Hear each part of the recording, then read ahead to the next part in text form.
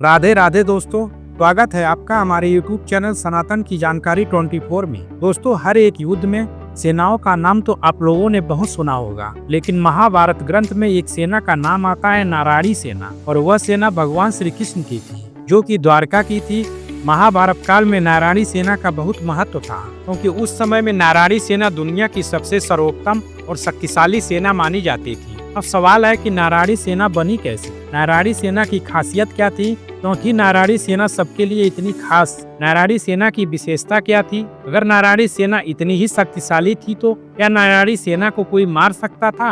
आपके इन सभी सवालों का जवाब मिलेगा। बने रहिए हमारे वीडियो में अंत तक, क्योंकि आज आप जानेंगे नारायणी सेना का वह सच जो आप अभी तक नहीं जान पाए। लेकिन वीडियो में आगे बढ़ने से पहले वीडियो को लाइक और चैनल को सब्सक्राइब करें और बेल आइकन की घंटी दबाना ना भूलें। नारायणी सेना केवल एक साधारण सैन्य टुकड़ी नहीं थी, बल्कि यह अनुशासन, युद्ध कौशल, निष्ठा, शक्ति और श्री कृष्ण की दिव्य कृपा से संपन्न थी। यह सेना महाभारत के समय की सबसे शक्तिशाली और संगठित सेनाओं में से एक मानी जाती थी। नारायणी सेना में 11 अक्षौहिणी सेना थी, जो महाभारत की सबसे बड़ी सैन्य टुकड़ियों में से एक थी। अब आप सोच रहे होंगे कि एक अक्षौहिणी सेना में कितने सैनिक होते होंगे, तो एक अक्षौहिणी सेना में लगभग 2,18,700 सैनिक होते हैं। इस प्रकार 11 अक्षौहिणी सेना में लगभग 24,05,700 योद्धा थे। नारायणी सेना संगठित और सुव्यवस्थित सेना थी। नारायणी सेना का संगठन भगवान श्री कृष्ण ने किया था। इस सेना में एक से बढ़कर एक वीर थे, और इस सेना का हर एक सैनिक एक महारथी के बराबर था।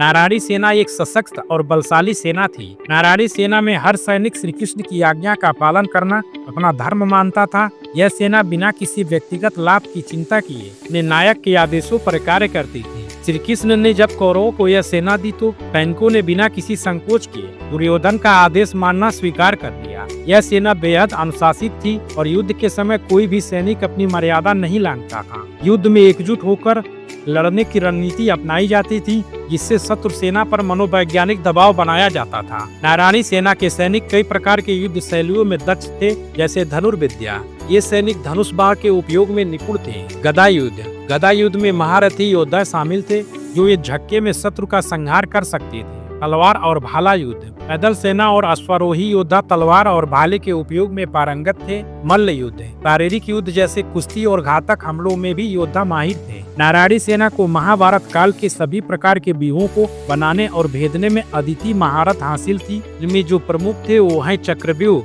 शत्रु को फंसाकर धीरे धीरे पराजित करने की रणनीति। गरुड़ व्यूह, आकाश से गरुड़ के आकार जैसा एक घेराबंदी तंत्र। मकर युद्ध, समुन्दर के मगरमच्छ की तरह घातक और अप्रत्याशित आक्रमण प्रणाली।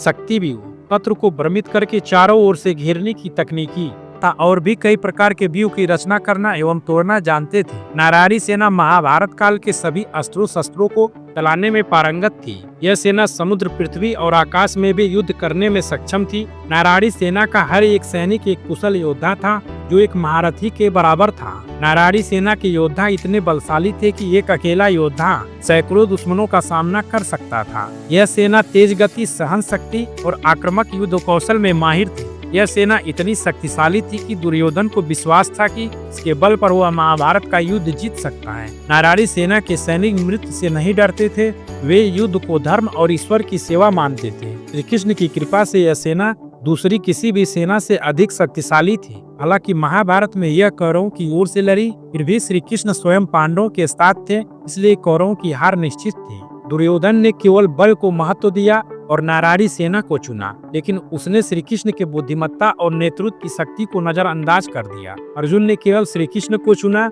भले ही वे निशस्त्र थे, और यही निर्णय अंततः पांडवों के विजय का कारण बना। अब प्रश्न उठता है कि क्या कलयुग में नारायणी सेना जागेगी? नारायणी सेना भगवान श्री कृष्ण की दिव्य सेना थी, जो अद्वितीय शक्ति और अटल भक्ति के लिए जानी जाती थी। महाभारत युद्ध में श्री कृष्ण ने अपनी नारायणी सेना और स्वयं के बीच चयन का अवसर दिया था, जहां अर्जुन ने श्री कृष्ण को चुना और दुर्योधन ने नारायणी सेना को। किंतु यह सेना केवल शारीरिक बल नहीं, बल्कि एक दिव्य शक्ति का प्रतीक थी। इस प्रश्न को समझने के लिए हमें दो मुख्य पहलुओं को समझना होगा। पहला, नारायणी सेना का मूल स्वरूप, और उसका धर्म से संबंध। नारायणी सेना केवल एक सैन्य शक्ति नहीं थी, बल्कि धर्म की रक्षा के लिए संगठित एक दैवी शक्ति थी। यह भगवान श्री कृष्ण के नेतृत्व में थी। इनका उद्देश्य धर्म की स्थापना और अधर्म का नाश करना था। नारायणी सेना अजेय मानी जाती थी और इसमें अटूट निष्ठा थी। यह श्री कृष्ण के आदेशों पर चलती थी और धर्म की रक्षा के लिए समर्पित थी। हालांकि यह सेना कौरवों के पक्ष में थी, लेकिन विजय पांडवों की हुई, क्योंकि श्री कृष्ण स्वयं धर्म के प्रतीक के रूप में अर्जुन के सारथी बने। अब जब हम इस ऐतिहासिक संदर्भ को कलयुग से जोड़ते हैं तो हमें यह समझना होगा कि कलयुग में धर्म की रक्षा करने वाली शक्तियां किस रूप में होंगी। दूसरा, कलयुग की विशेषताएं और अधर्म का विस्तार। वेदों और शास्त्रों के अनुसार कलयुग में अधर्म अपने चरम पर पहुंचेगा। यह समय लोभ, मोह, पाप, अन्याय, अनैतिकता और भौतिकतावाद के वर्चस्व का है। श्रीमद् भागवत और अन्य ग्रंथों के अनुसार भगवान नारायण और नारायणी सेना का उदय कब होगा, इस बात पर चर्चा करें तो कलयुग में सत्य, करुणा, तप और दान की कमी होगी।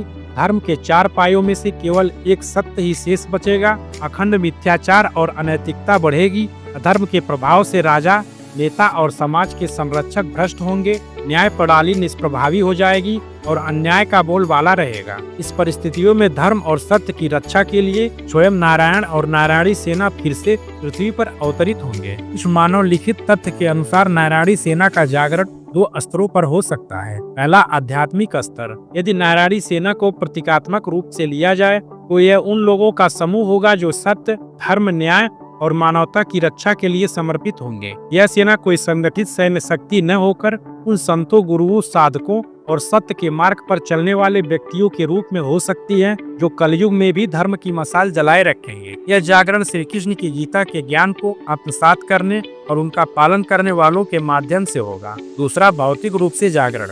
यदि अधर्म अत्यधिक बढ़ जाता है और समाज में असंतुलन चरम पर पहुंच जाता है तो यह संभव है कि कोई शक्तिशाली संगठन या समूह उभरे जो धर्म, सत्य और न्याय की रक्षा के लिए कार्य करे। यह संगठन कोई सैन्य शक्ति नहीं, बल्कि एक विचारधारा और नैतिकता पर आधारित होगा, जो श्री कृष्ण के धर्म स्थापना के सिद्धांतों का पालन करेगा। इसका कार्य समाज में अधर्म का विरोध करना, सत्य की रक्षा करना और लोगों को सही मार्ग दिखाना हो सकता है।